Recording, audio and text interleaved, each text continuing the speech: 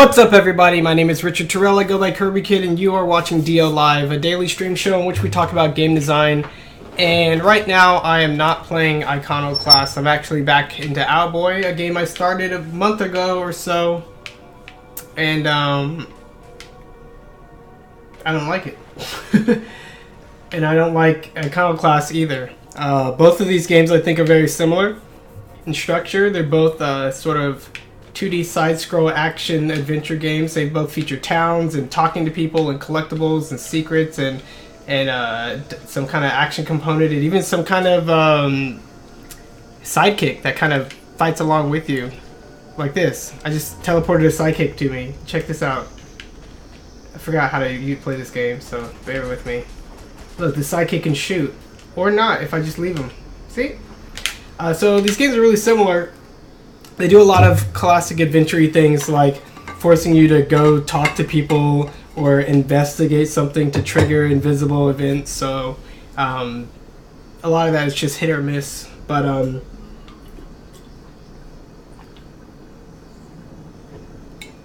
both of these games, I guess Iconoclast is really disappointing with its world structure and its gating structure. Iconoclast just keeps putting a bunch of random blockages in your way and making you get golden keys in order to get around that. But then this game is a little bit more organic with its dungeon structure and its overworld structure. It's still pretty confusing and unfocused and poor level design in that respect, but at least it's better than oh, what are my buttons? What are my buttons? I forgot how to play. I forgot how to play. Hate forgetting how to play. So these guys are after me. So what you just saw there was more action than most of what I've experienced in this game. But how do I fly? I just forgot. Oh, you can't fly in water. It makes sense. Both games feature mute main characters. Iconoclast, I think she just doesn't talk. But this game, this character is actually mute. Yeah, both games feature some kind of attempt at an epic story of sorts, right? So check this out. I gotta put something there. I'm just gonna teleport my buddy away and drop out of the sky. Oh, teleport my buddy. Okay, so that's been taken care of. So then you can grab stuff out of the ground with this, which L trigger, not that one. Get out of here. He's funny. You can hit him. He's funny. Let's take this up here and see what happens. But yeah, both of these... Oh, I didn't realize I could just go right there. Well. Oh, well. I can't get that fruit anymore. That's annoying. Both of these games feature what I would call Zelda-like structures. Enclosed spaces that offer some kind of thematic challenge, and it's a dungeon. They have locks and keys, whether they be from the stuff you pick up in the environment or like actual little locks and keys. Oh cool, here's the plug I was looking for. Why can't I control this game? No, get out. Get out. There we go. There we go. And there's another plug right there apparently. Oh no, they have something that's in the in-between transition zone. Why would you do that? There we go. So I plugged that up, and I guess that makes the steam on the other part go. Nope, maybe I'll just grab this. Okay.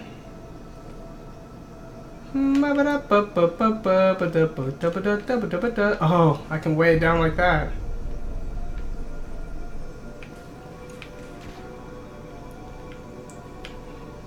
So this is a cloud you can kind of grab around, and it can carry water and squish things.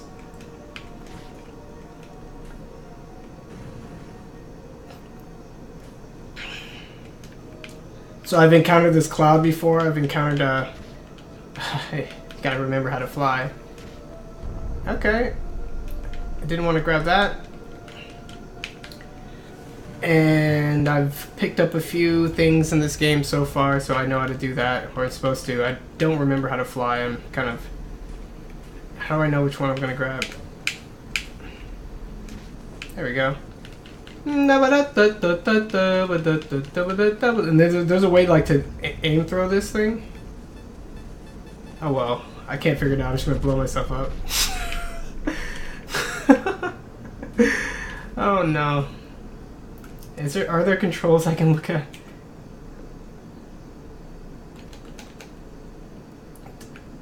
Controller please. And scroll down. So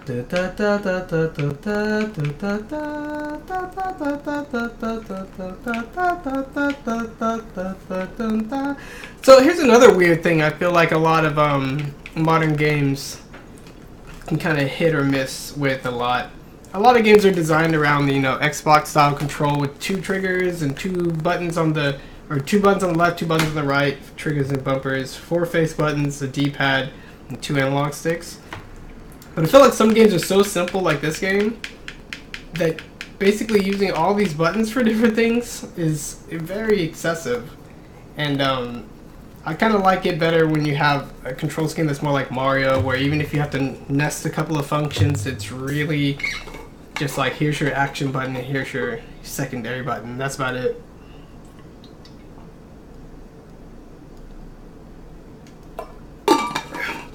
Oh well.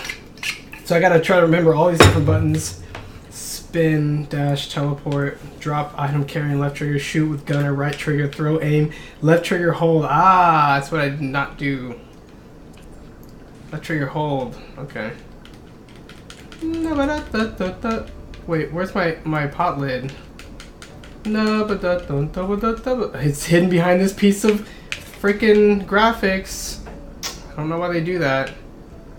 So that wind gust, I feel like he's controlling by himself. I don't know what's wrong with my controller.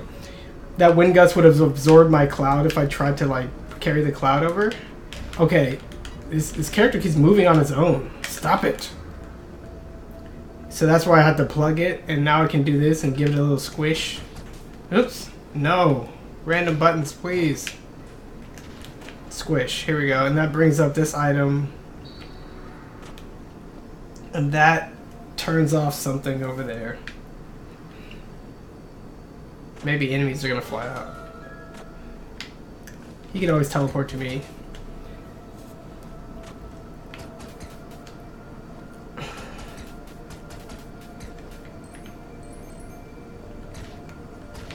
I gotta eat some of this, so I have to drop this dude, grab, and then to eat, I right trigger. Kind of like shooting it.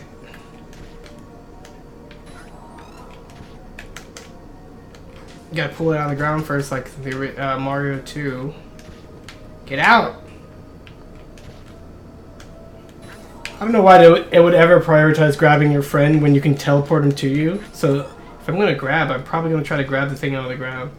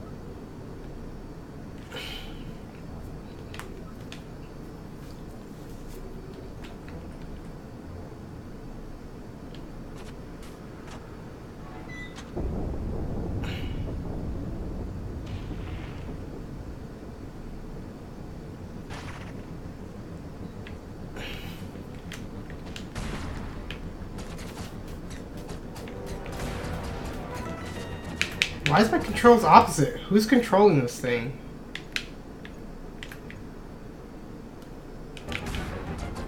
I'm holding down and my character's flying up. Oh. That was weird. I think I'm only supposed to use the left stick, but when I used the right stick, it made me control in different directions. That may be a bug. I may have messed something up. Oh, okay. Okay, hold on. I have joy to key on. How do I pause joy to key? Well, I'll save this configuration and exit. Yay, now I can control like normal.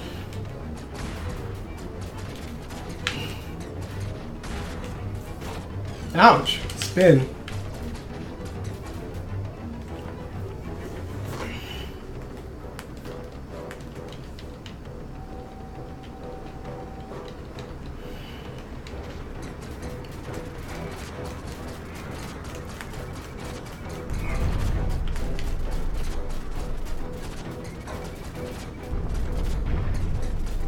Do I have to get him to hit himself with the rocks?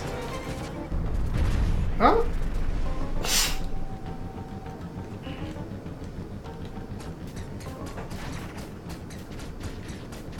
He's got his own flying buddy.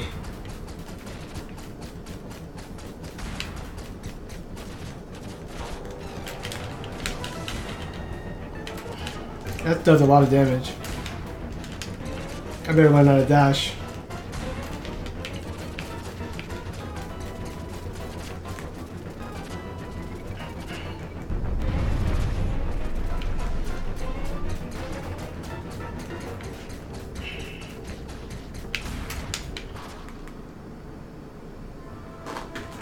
How dare you? Hey, what's up, chat? Game Champ is rating with a party of 49. Some random person rating me. That's fine. Whatever.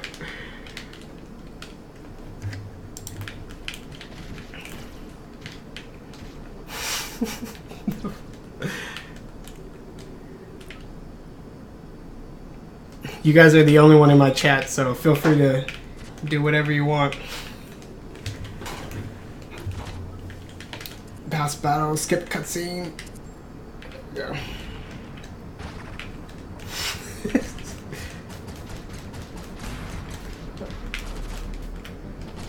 I'm too close to the wall.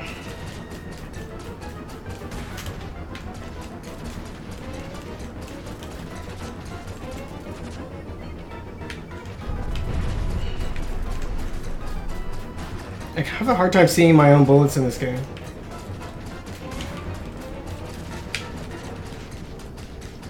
I think this might be not like the first boss battle or something like it.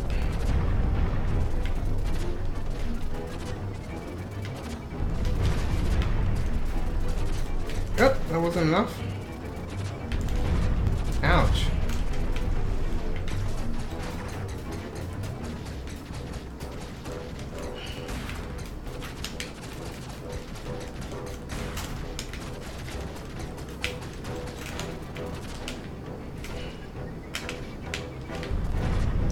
I'm trying to just grab this fruit.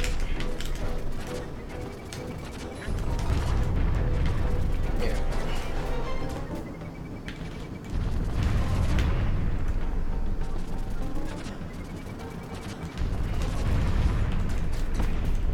I was so close last time.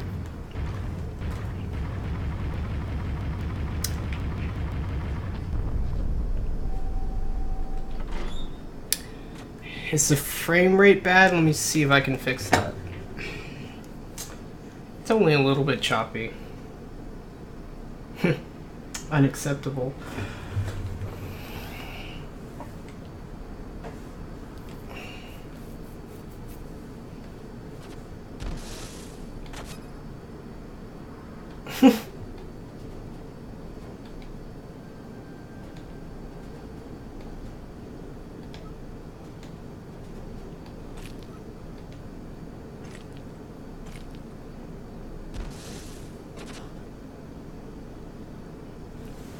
These sprites are kind of hard to see.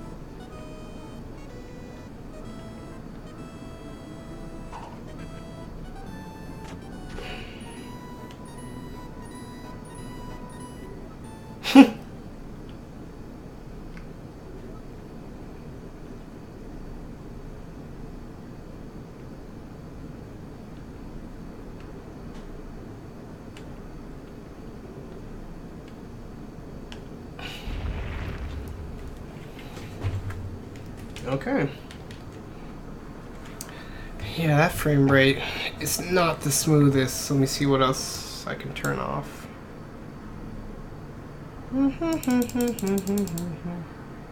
Oh, this. There we go. That should help somewhat.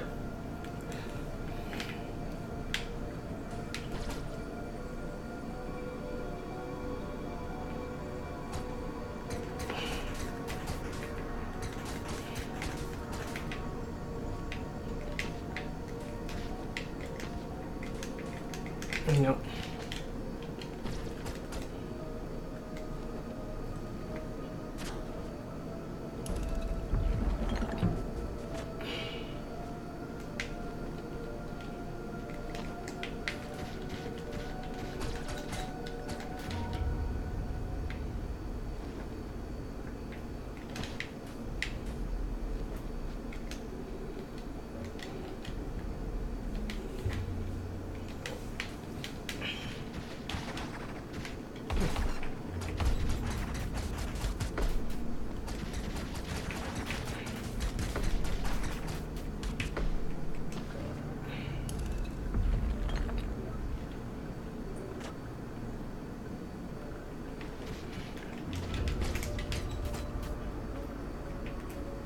It's worse.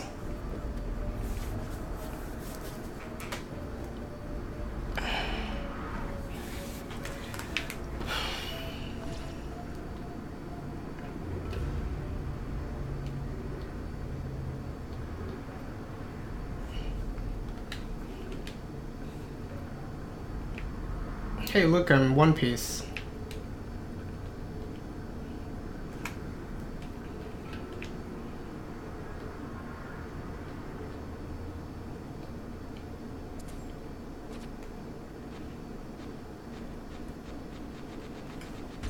That's some slick presentation, though.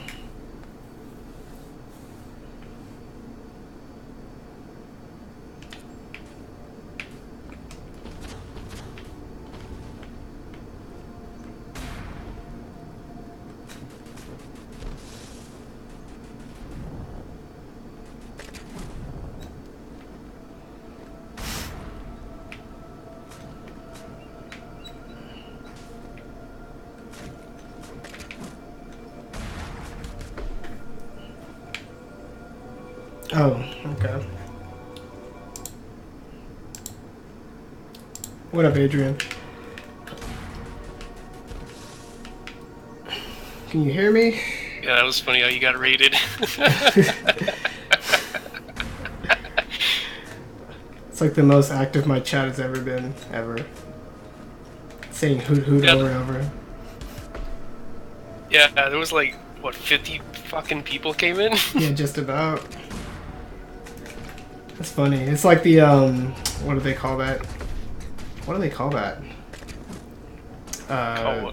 When they randomly, like, do a performance in the middle of public. Flash mob. It's like a flash mob. Yeah. I don't know why Game Champ sounds like a familiar name. But anyways, yeah, he was playing Cuphead earlier, and you go like weighty, and that's when he gets a suggestion to raid you. What did he do? He didn't. He was playing Cuphead and what? Yeah. I forgot what the fuck happened. I think it's like his girlfriend or someone said to raid some random stream, and it happened to be yours. That's funny. He didn't show it though because he didn't want to get spoilers for Owlboy. That's funny. I'll have to check out that person's stream sometime, just for fun.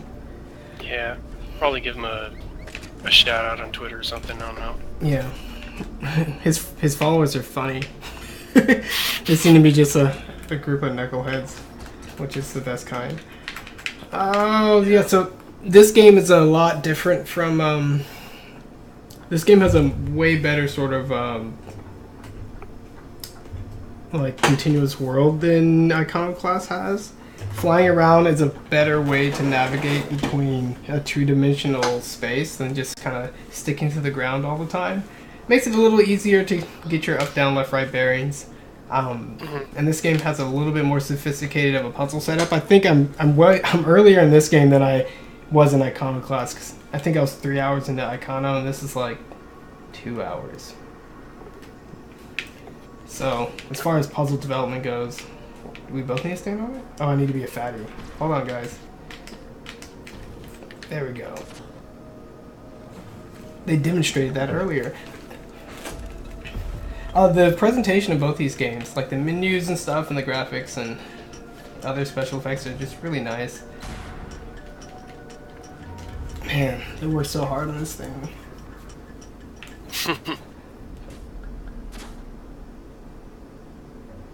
Aww, I wasn't fast enough because I was just lollygagging.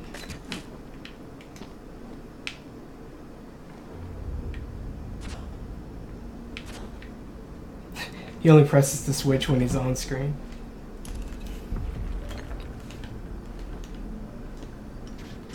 That's a lot of cutscening right there.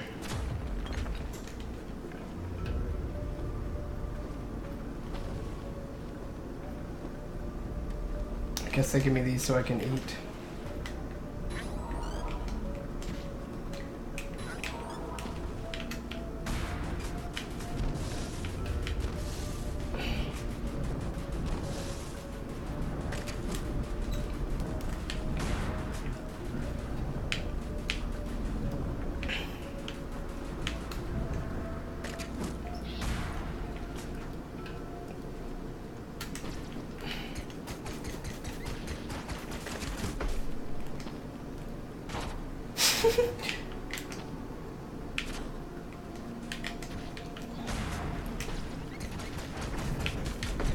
So this setup is kind of a neat setup. You're like a platformer dude that can fly, and then you pick up things in order to basically augment your abilities.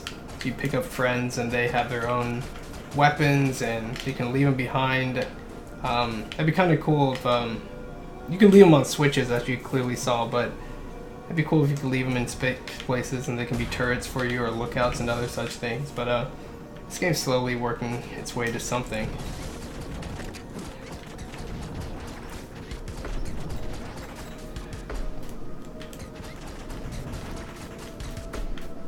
There's another cloud.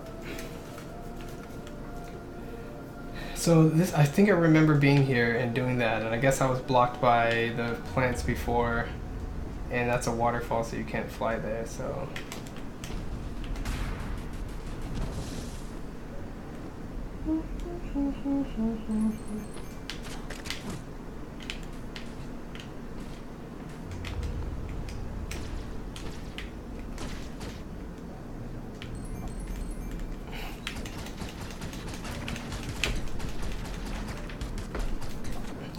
It's crazy how different your interactions can be when you're trying to make enemies. Oh, these guys have freaking metal faces. I have to spin them first and then knock off their masks.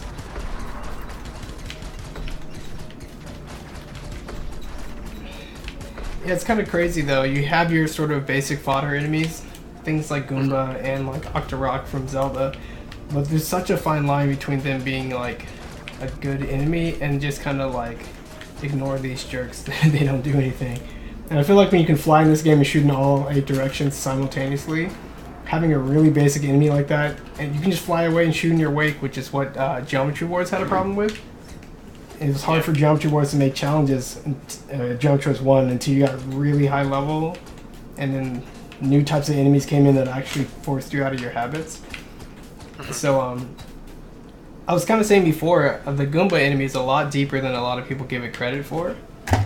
Maybe I can show people, the streamers here, if they want to get a taste of what I'm talking about.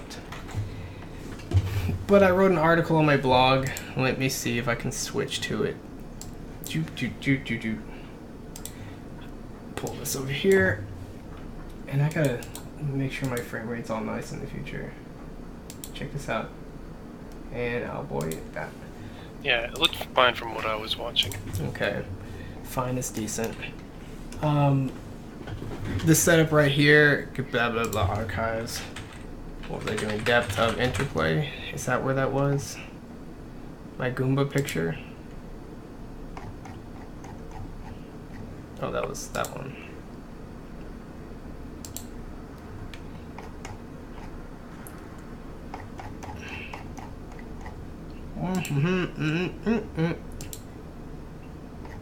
I just found all these pictures too, and now I'm like forgetting which articles I put it in. But I have this map, I have this map of a Goomba and all the different cool things he does. It's got to have been the original Interplay series, all the way down here. Mechanics and abstractions, variation, and... You could also put in Google Images, Goomba Interplay, and you'll find it. It's on the top of the results. Good old Google. Goomba Interplay. Yep, these are my images. All 4 of these ones right at the top. It's in Mario Melodies Interplay Part 2. There we go. So, I talked before about the interplay between Mario and various level elements like this. You're like, oh, you can hit coin blocks and you bounce down. But you can only do that once. But these softer blocks, you can do infinite. That's an infinite sign. Or you can break bricks if you're Mario, and you can duck under fire bars, and you can seesaws and get sucked down. You gotta swim against it and get sucked into the current. Stuff like that. Some of the cool examples are you get close to things like piranha plant pipes and bullet bill launchers, and they don't fire. So you got this really cool thing where when you're close to them, you don't have to worry about them surprising you, but when you're far, they try to attack you. Stuff like that. That's basic, but those examples are actually more basic than the Goomba. So you look at the Goomba here, and I mapped out all the different sort of possibilities that can happen when you're encountering a Goomba. If you have a pit, you can destroy an infinite amount of Goombas just by standing there, so that's why that's a 0, but you can ignore the numbers. You can jump over a large number of Goomba, and they only come in packs of 3 at the most, so I just put a 3 here. When you squish a Goomba, that kills it, but when you squish a Goomba and there's another Goomba, it reverses, which you can use to your advantage. Or you can jump on both of them, or when it reverses, it comes after you again. So it's a continual threat. And then you can jump on Goomba in midair, but if the timing's not right, fallen Goomba can hurt you just because they're on an elevated platform. It gets a lot trickier. You can kill Goomba from beneath, but if you're Big Mario, you break the bricks, and then the Goombas can walk at your face and kill you. Fireballs can kill Goomba, but they can also bounce over a maximum of 2 Goomba, so you gotta be careful where you aim up. And then Koopa Shells can kill an infinite number of Goomba. But that's a lot. This is the most basic enemy in the entire game. First enemy in the entire game. And it's got all this going for it. All these different ways to interact with your power-ups and other enemies in the environment. And your different ways of engaging with the game. And I figure that's why the Goomba is so good. It's why Mario's so good. Even on the very basic level, you're dealing with a lot of complexity there. So you go back to Owlboy, which we have to, and then you look at some of their enemies, and the way you deal with them seems far, far less than what that Goomba chart would show you. And like, I think once you chart it out, it's really easy to see the difference in design.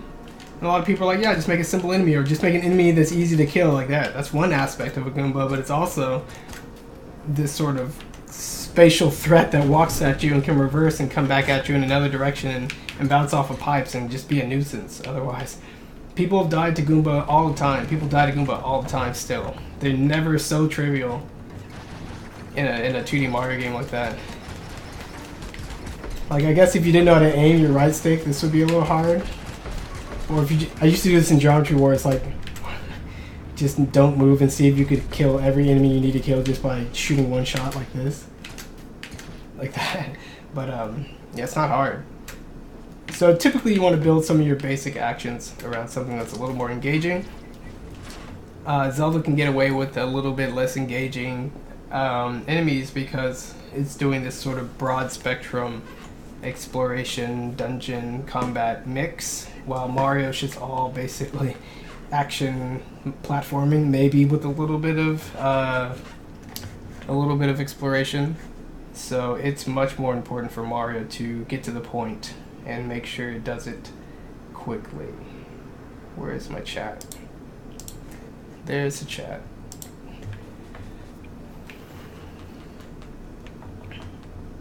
No one else has commented yet. That's fine. One of these kids are too young to know what the quote, "that was a hoot," comes from.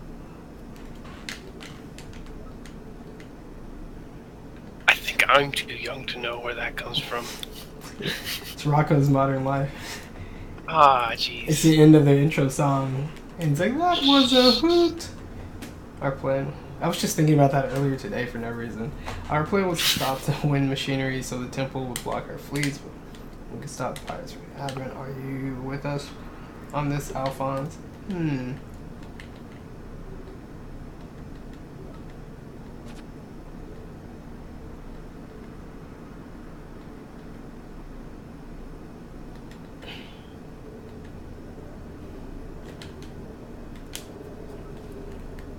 So can't you say this game's going for the same broader spectrum of gameplay? Yeah, it is, with the just like Iconoclast, towns and secrets and exploration and combat and puzzles.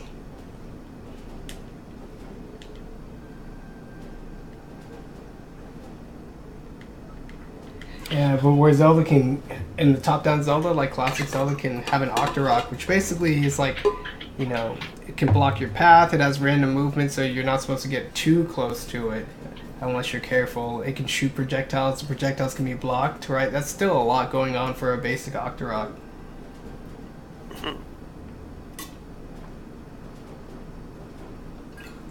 I think the basic enemies in this game are a little bit more simple than that.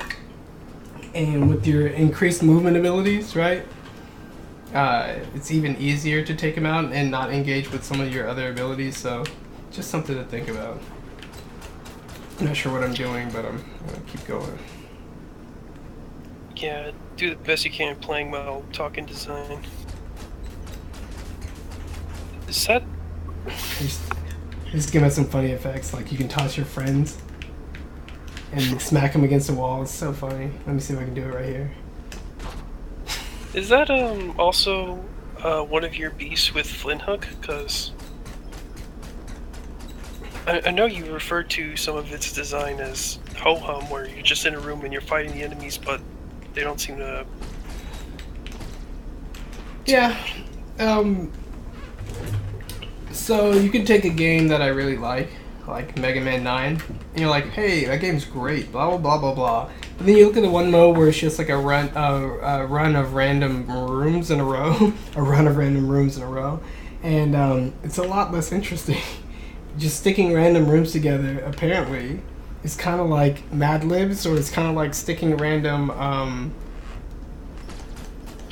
other things together, like random melodies in a song, random notes, random like locations in a story, random images in a comic. Like at some point you realize that even though Mega Man levels seem somewhat simple and even the thematic continuity doesn't seem that important, it's pretty important, and it builds these bigger ideas and it shapes a larger, more complex action experience, and that kind of gets wrecked when you just have random rooms with challenges that aren't designed to fit into each other. So my beef with Flint Hook was, you know, some of its action stuff had some really good controls and some simple enemies, which I like and all of that, but at some point the randomness just felt like every room you go into, what am I going to get? And then you're like, oh, it's this again. And you're like, okay, next room. And then that kind of worked against the overall impact of the level design and the flow. And then there was just other things about the game that bugged me. I mean, okay. you go to different ships all the time, and it rolls you a random combination, but it all felt the same because it's random. So, yeah. Oh, that's cool looking. Jeez. Okay. It's different than what you're... Okay, no. Ah! I didn't see those are rocks. I didn't see them. Okay, there we go. I got my dash on. I didn't see them. I better mash buttons. Okay. Okay, those are enemies. Get out of my way. One hit kills apparently. No, not one hit kills. I'm good. Oh shoot, we need the fatty. I didn't know. Can't believe I hit the right buttons fast enough. Oh, come on. I need Otis. Ah! Okay, don't do that. I like how the... Oh, what the? What the? How did I just lose my... Oh, I'm in water. I'm like, how did I just lose my flight? Wait a minute, I know how. Go, boy. Platforming. Is it? I like Otis's shocked expression.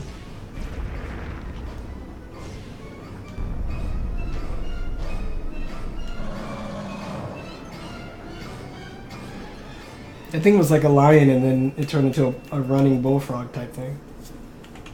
Cool.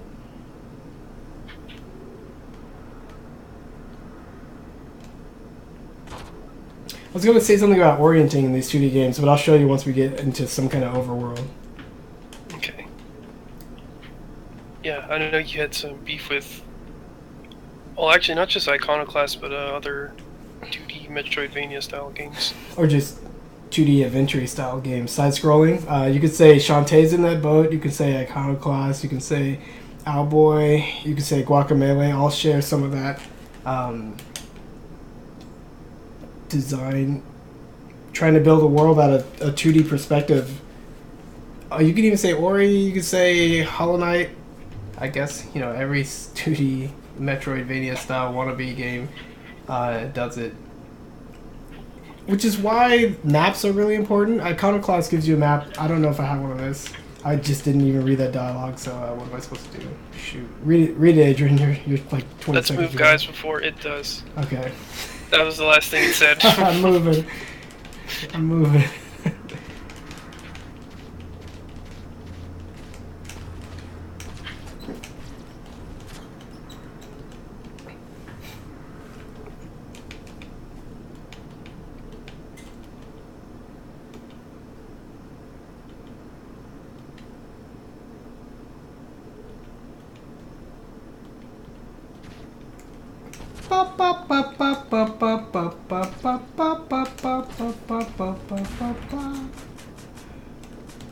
Oh.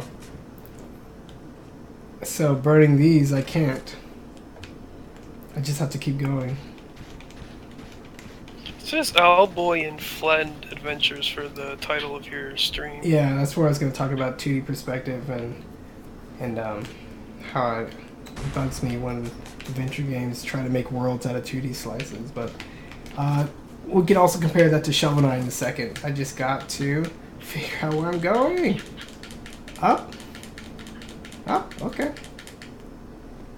Nice. Is this where the world is? I'm going to keep dashing.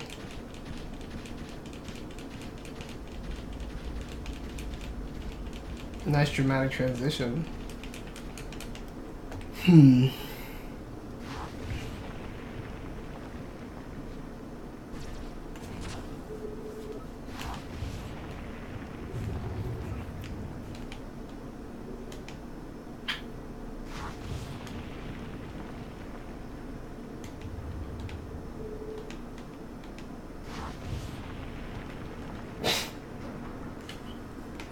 Kind of convenient that they gave us a teleporter to teleport people to us. That guy can disappear and come back later.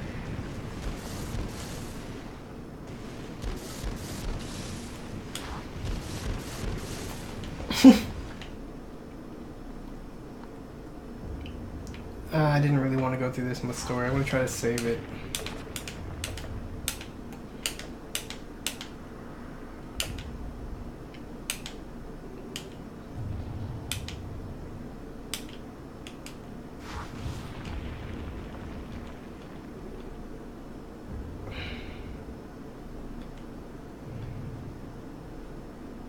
Tired of people ragging on my main character Otis.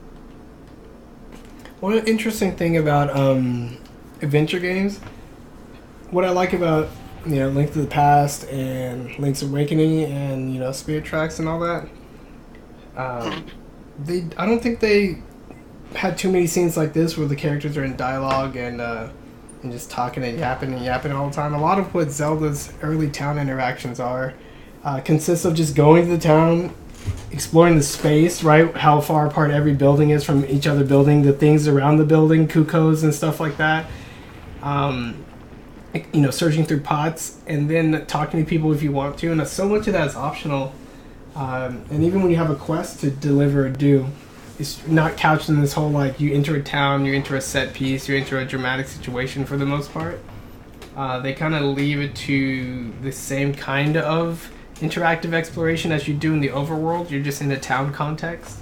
But this game, like I was just saying, like, I haven't really been free, quote unquote, to do stuff, and it kind of feels like the game ushers you along from its prescribed set piece to set piece like this, and you don't have a lot of freedom doing so. Now I just want to save it.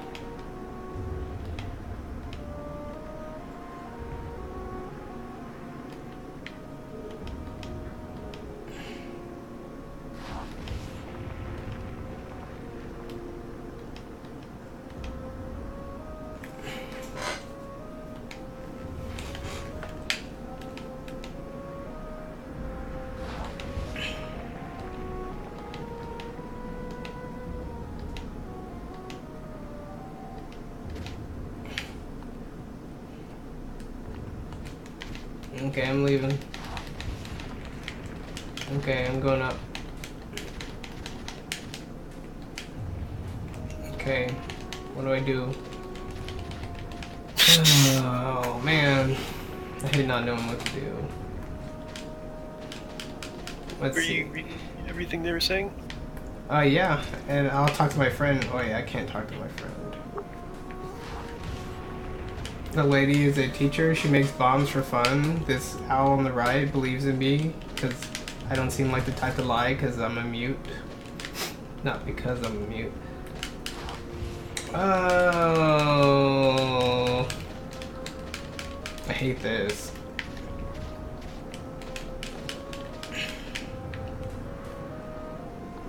Wait, you can't leave the room? This can't be one of those things where I have to... I just talk to you again. Okay, and I'll talk to you again.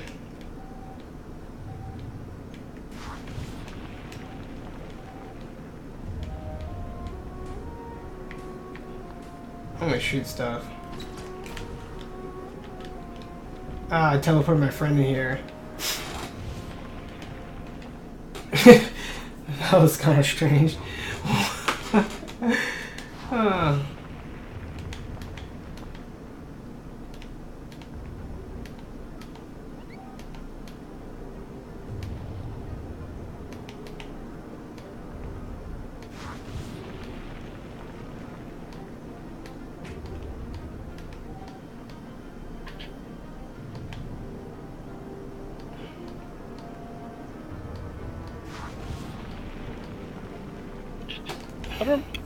I don't think Iconoclast highlighted words, did it?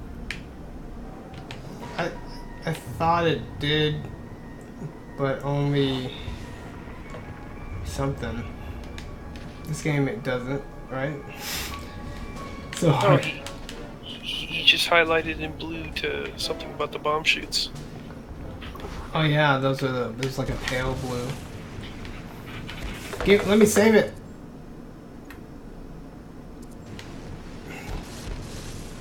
Yeah, there's all these pet peeves I have about going and beating a boss and then it not letting you save it, it jettisoning you into another story segment. Like, come on.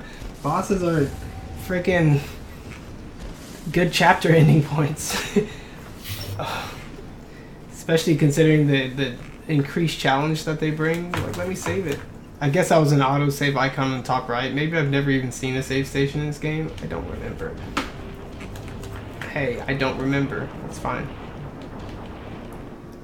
But yeah, when I first saw this game, I did not think it was going to be this heavy on the story. This pixel art looks really cool. It's like a house moving castle at night right now. When they're dropping those bombs and you're like, what is going on? So I guess this game isn't trying to be a world, because if they just keep pushing me to the next area, I can't actually go back like Zelda. It's amazing how much Zelda does, even from the earliest game. That's still pretty hard to pull off for other people.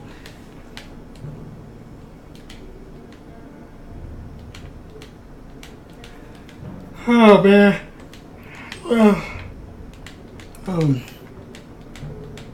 They talk a lot. Let's just assume that's saved and I'll stop. But the cool thing about Shovel Knight, the cool thing about Mario Bros. 3, which maybe I can show you Mario Bros. 3 on stream, maybe not. I don't need to. You guys know. They convey a world through the overworld map, and then they convey small sections of that world by having you zap into levels. And, you know, they do their best to thematically show you like where on the map that part of the level is, and you're supposed to be like, oh yeah, because I could see it being right there. And then when you want to explore or go back, you're well oriented because the map is pretty simple and the connections are few, and it works really well. Shovel Knight did the same thing, so exploring its world is really simple and easy, no problem. And in that way you interact directly with the map and then go in for the gameplay. Other games put you in the world entirely and then they give you a map, so you're supposed to figure out where you are and help yourself orient with the map, and then you can go and explore, never leaving the gameplay, so to speak. And this game seems to kind of just phase you to level, and there's no need for a map because you can't explore anyway. Different kind of combination.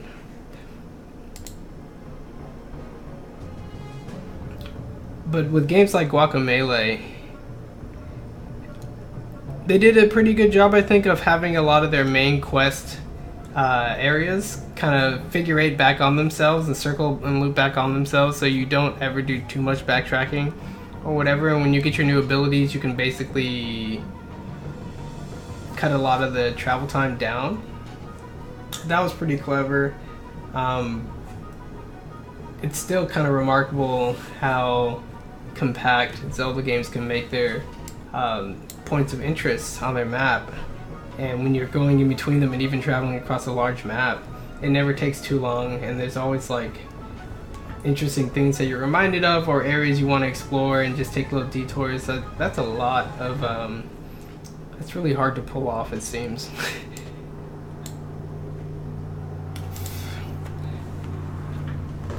But that is essentially what I was going to say about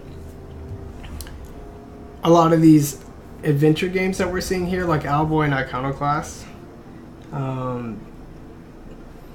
They take a lot of familiar elements that we've seen so far, like, oh yeah, you know, sprites, characters talking, throw in some story bits, have some puzzly bits, have some bosses, some combat, and, you know, done.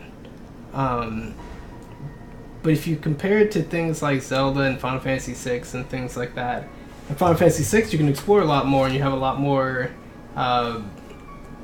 sort of straightforward interaction with your world, like towns and overworld and then forest and whatever, and it makes a lot of sense that way.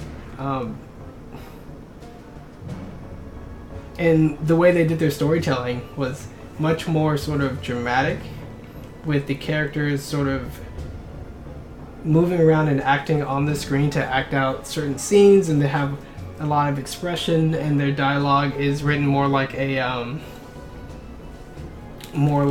stage play.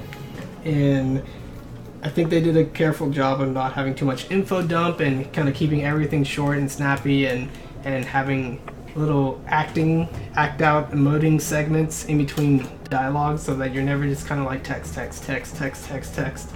And that's a careful balance in order to make sure that it gels well with the medium. Just like how with Zelda, dialogue is it's never too long. The dialogue boxes are never too large, and they try to not just have it on a static screen view for too long. Stuff like that matters. And when you see when people take on a really complex genre like this, there's so many techniques and tips about those disparate aspects like story and combat and puzzles and stuff. Even when they try really hard and do a great job with like visuals and things like that, sound, this game probably has some really good music. I like the opening title song, which let's just listen to that because I'm gonna quit.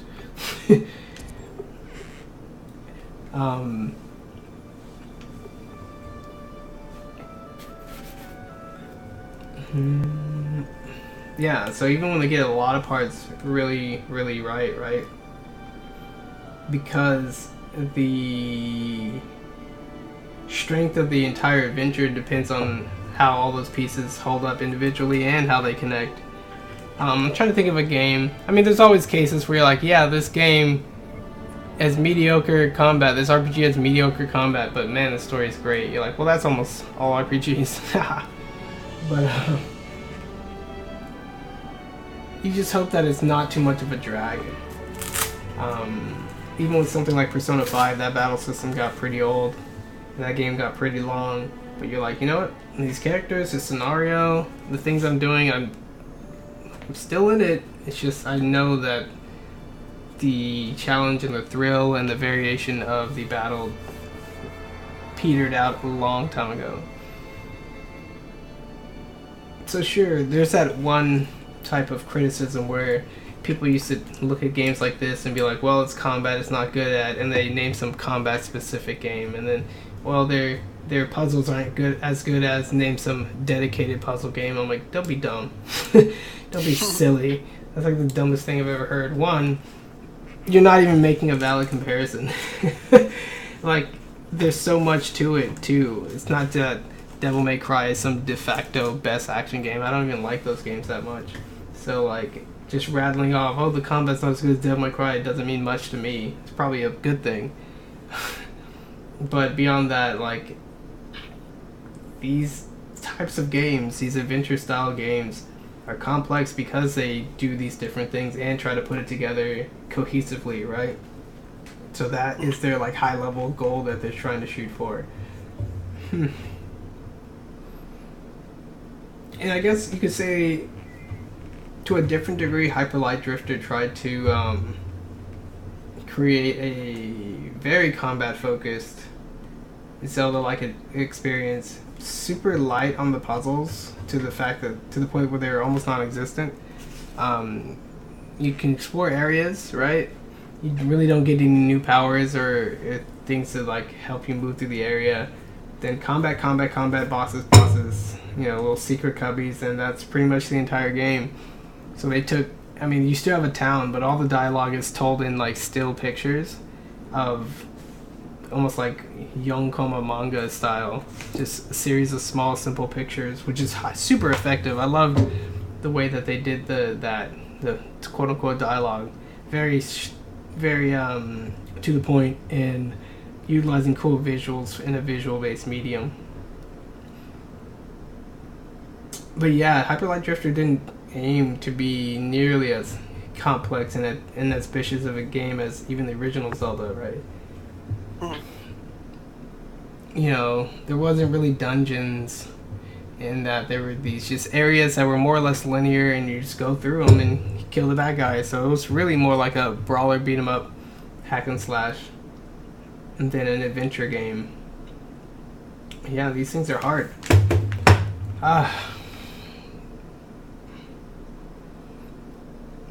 And it's crazy because I think a lot of these games are trying to sell you on their world and their story primarily. Like, I'll kick the music back in. The music stopped.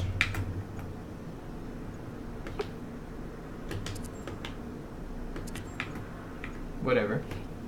They try to draw you in with their story. Oops. And things like that. But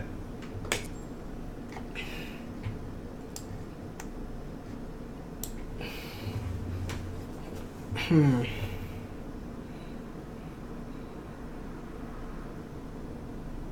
guess it's still that same age-old problem of like, are you gameplay first or whatever else first, or have you found some other kind of balance? And when I see a Nintendo game, you know, they do a good job of showing you the game being played, and the game not being played in some like cut up the footage, clip out the most cinematic parts, but like, oh, there's a Yoshi running across the thing, he grabbed an egg and threw it. Like, it shows you what you're going to be doing. And I feel like they put their gameplay forward because it's what they started with or focused on or built around, and that's important for conveying what the core experience is like. And I guess for these games like Owlboy and stuff, I remember watching a little bit of the trailers and the videos, but you know, you fly around and then they just kind of show you the gorgeous art or whatever, and not much else. So I guess they did focus on what they felt to be their strongest foot forward. And then they want to sell you on this look and this style and this cool character dude.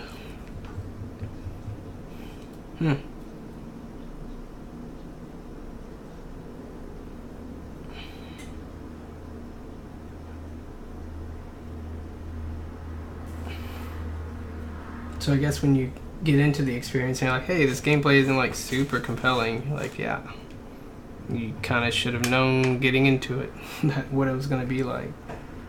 But hey, that's just my thoughts for now.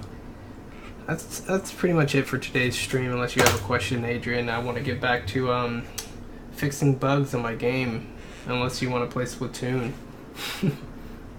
Yeah, I'd be down for some Splatoon. Alright, stream. I'm going to cut you guys off. Thanks for watching.